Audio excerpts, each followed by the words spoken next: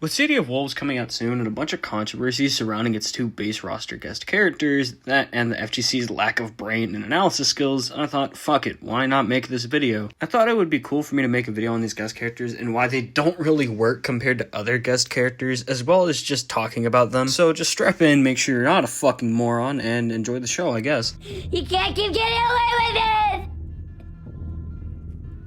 You can't keep getting away with it! See, the thing with fighting game guest characters is that they're very delicate in a sense when you're picking them for a fighting game, as, fighting games already have a select rule and, just select choices they're looking for in roster. You can't have them be too random, because then sets the precedence for anyone and everyone that can get in the game, as well as inviting unfunny shit posters who probably have the mental capacity of an energy drink. Basically, just inviting unfunny shit posters to just make fun of your game and be like, oh, but it's so ironic, because everyone loves irony. But you can't have them be too predictable, because that spoils the fun of guest characters, as well as just not really getting people excited for these characters. They also can't be base roster because they fumble in that position. It also can't look like they're just there for no real rhyme or reason, because then they just feel out of place. I mean, look at MKX's guest character choices. Everyone was there because they all had a movie coming out, except Jason, because his movie got canceled during that whole thing, so he's just kind of there now. But at the time, he was going to have a movie come out. Even with Tekken 7, everyone is pretty much there with the intent on selling you something. It's basically a win-win when you think about it. You play as a character, and if you find that character fun,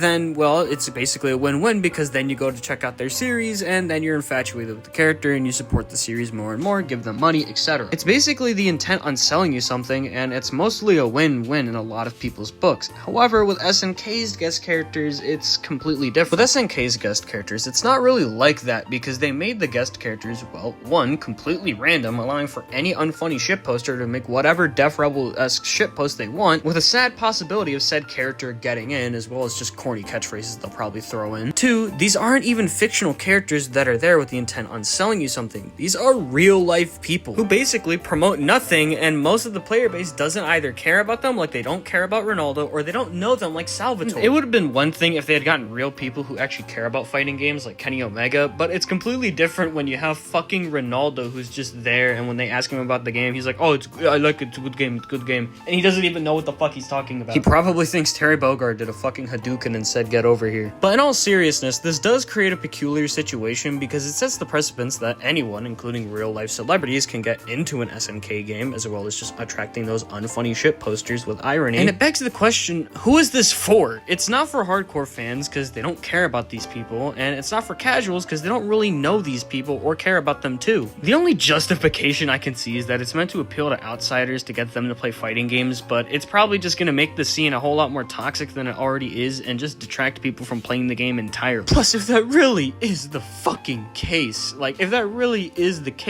then why not just go with a fictional character that's probably more well-known and more popular in the modern era than a real-world celebrity? It just makes my brain hurt just a little bit. And it also creates a sticky situation by basically locking out one half of what makes SNK games cool, and that's their characters.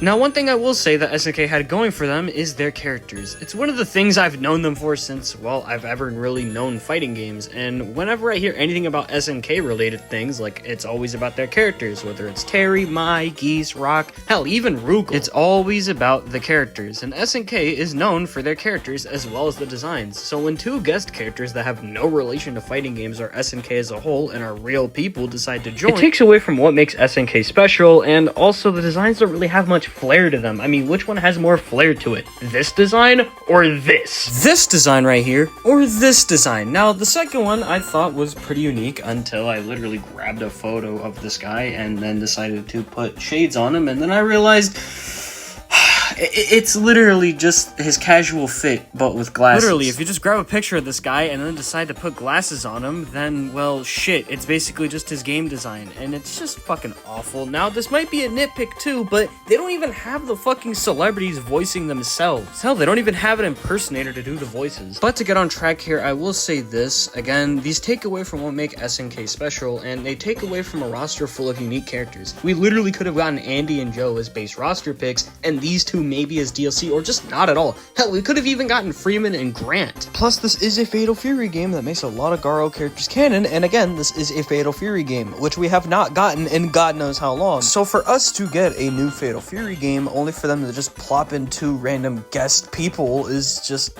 why? But instead, SNK sold out, and instead we got Salvatore, I don't know who the fuck you are, and Ronaldo, just for, you know, the hype culture motherfuckers with the bucket hats and the shitty streamer rooms to be like, Ronaldo?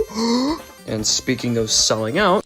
oh, brother, this guy stinks! Now, supposedly this is SNK's last fighting game for a while, as they want to focus on other things, and they also probably want to do as much as they can with this game, but rather than get people to promote the game or up the marketing for the game, they added 2 people that nobody really cares about that much, especially fighting game players. Now, I call this selling out because just look at Fortnite. They have their own original stuff and original content, but they sold out and included a bunch of random shit like real people and fictional characters. All this just to pretty much get the hype culture motherfuckers active and talking, as well as just to spend 20 bucks on a bundle, just to convince people to spend 20 bucks on a whole ass bundle of nothing. And I feel like SNK is gonna do something similar. I mean, we already have people like iShow Speed and KSI promoting the game, as well as rumors that another real life person is coming to the game. And that concerns me because I feel like SNK is basically gonna try and turn this what was supposed to be an homage to Garo and Fatal Fury into basically fighting game Fortnite. And Fortnite is the biggest sellout cash grab of all time. There is no debate on that. Fortnite is literally the walking advertisement the game. Like, it's walking ad the game. I'm sorry, bro, but it's literally just a walking advertisement. Basically, I don't like using this term, but it's basically consumerism the game. But in all seriousness, it's kind of sad to see SNK go down this route because they have such a unique roster and they basically just chose to sell out. And I get they aren't as popular as people like Capcom or NetherRealm or hell, even Bandai, but they could have at least done something about it. Hell, they could have even still promoted the game using people like streamers, but nah. I mean, even if they wanted their own guest characters in the game, they could have literally just added anyone from their own other IPs, or better yet, they could have easily just asked anyone to use their IP. But sadly, SNK chose to sell out, and they'll turn this what was supposed to be an homage to both Garo and Fatal Fury into basically Fortnite the fighting game, and well,